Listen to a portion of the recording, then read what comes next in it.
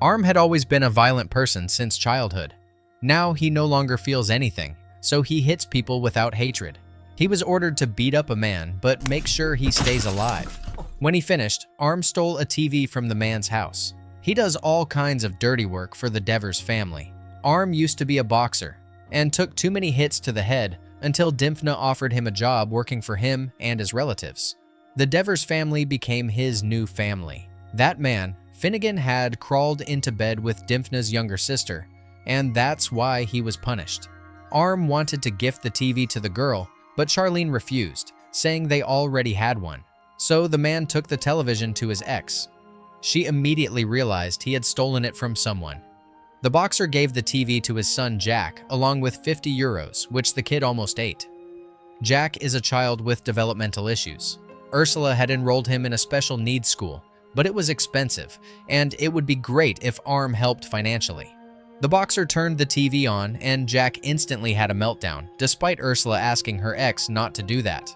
Arm then took his son for a walk in the park, but soon got a call from Dimphna.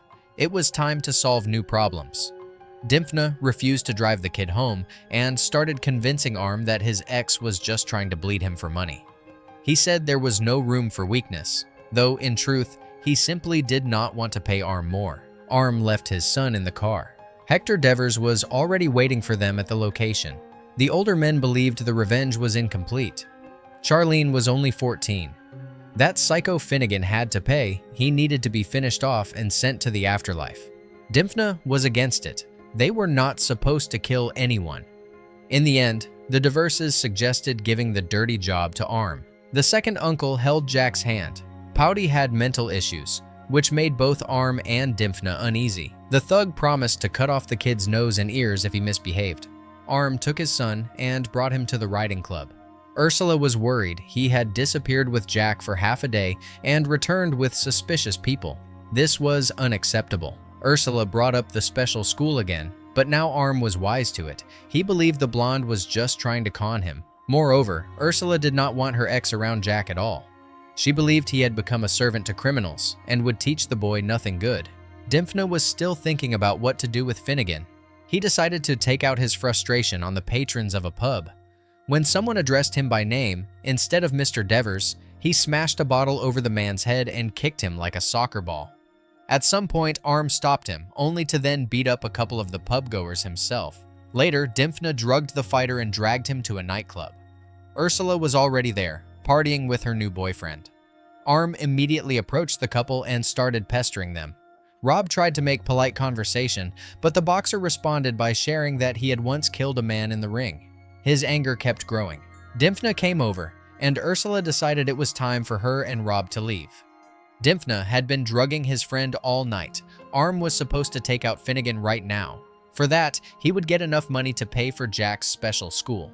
Dimphna gave the boxer another dose of illegal substances and briefed him on what to do next. Arm looked at Ursula one last time and went off to complete the mission. Finnegan was walking home at night when he was stopped and beaten again. The boxer only stopped at the edge of a cliff. Arm ordered the man to undress and explained that the elders had learned about what he had done. Finnegan sensed that this was the end for him, but he still obeyed without resistance. Arm warned him that he just had to endure a little longer. Finnegan began to beg his executioner to spare him. Arm hesitated for a long time before picking up a stone and raising it over his head. In the morning, the boxer met with Dimphna again. His friend told him to lay low. After making sure the old man had vanished for good, Arm could not sleep. He kept thinking about what had happened that night. Because in the end, he let Finnegan go. He told him to leave town immediately and not say goodbye to anyone. Arm did not want to take another life. He was not going to just sit at home either. Our hero came back to see his son again.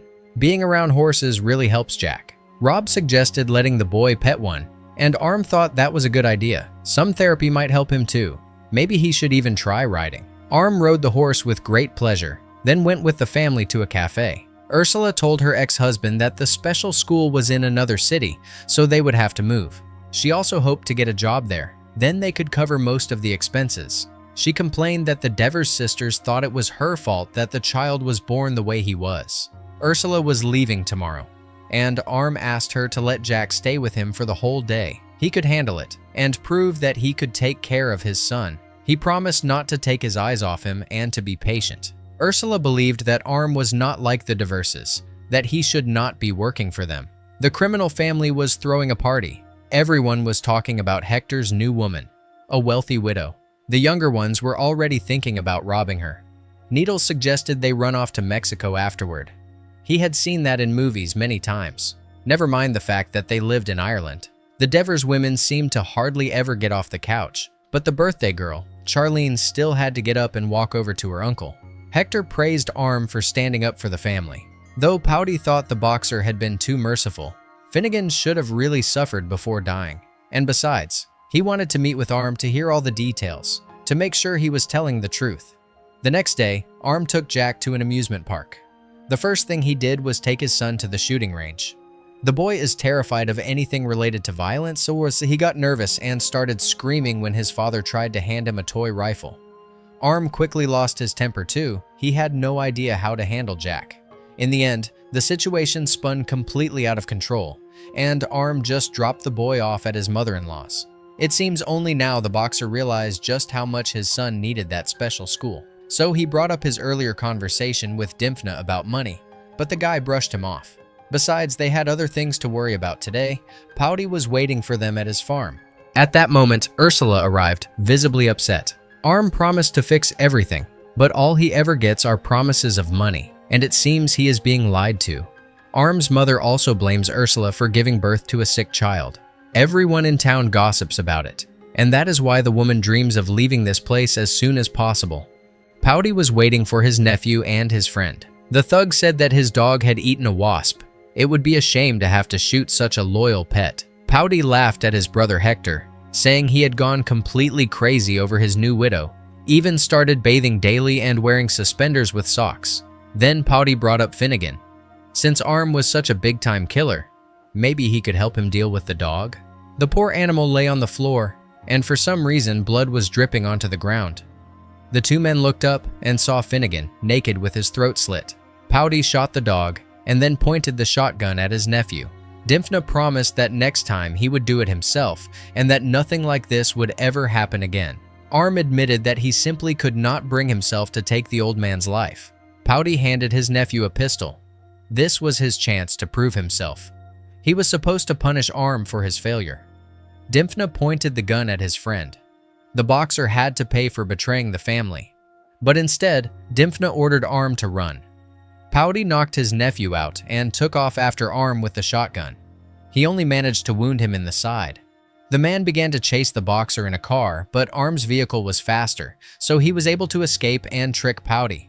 After waiting for a moment, he tried calling Dimphna, but he would not answer. Arm made it to a garage and did his best to treat the wound. He had lost a lot of blood but was still holding on. Ursula was not answering either. Arm left her a voice message, apologizing and promising that he would find the money for Jack. Armed with a hammer, Arm went to the home of Hector's wealthy widow. The gangster was also there, and immediately took a punch to the gut. Moira was introduced to her fiancé's friend. The kind woman offered the guests some punch and pie. Arm told her what had happened and informed the redhead that he was now going to take all the money from his lady. Hector tried to throw him out, but Arm grabbed the hammer. He apologized to Moira and told her that Hector was only using her for her money. That was just how his whole family operated. But Arm would take the money before Hector did. Suddenly, Dimphna called and asked his friend to return. He claimed he had calmed Pouty down. But of course, it was a lie. The thing was, if Arm did not return to the farm now, Dimphna would tell his uncle where Ursula and Jack lived. Arm threw Hector to the floor and smashed several of his fingers with the hammer. He also had a hostage. Pouty figured out that the boxer was hiding at the widow's house and immediately headed there. Moira gave Arm all her savings. The robber collapsed to the floor, clearly in pain. The woman tried to make him understand that stolen money would not solve his problems. But Arm could not come back empty-handed. He had always let his family down. Moira suddenly remembered where she had seen Arm before. She had read about the boxer who killed his opponent in the ring. That incident ended his sports career. Moira believed it was not his fault. His loved ones did not need stolen money, and what Arm really needed was a hospital. She said he had not yet done anything that could not be undone, but Arm believed there was no turning back. The woman realized that Hector had escaped. Arm returned Moira's savings and asked her to leave. Bad people were coming. Ursula got his message and called him back. Arm burst into tears and told her he wished happiness for her and Jack. He believed things would finally get better for her once she left this cursed place. Ursula said she had gotten the job at the new school. They would be moving soon. The man confessed his love for her and heard the same in return. At that moment, a car pulled up outside the house. Ursula suggested they talk tomorrow, but Arm knew that for him, there would be no tomorrow. And with that, the film ends. Thank you for watching.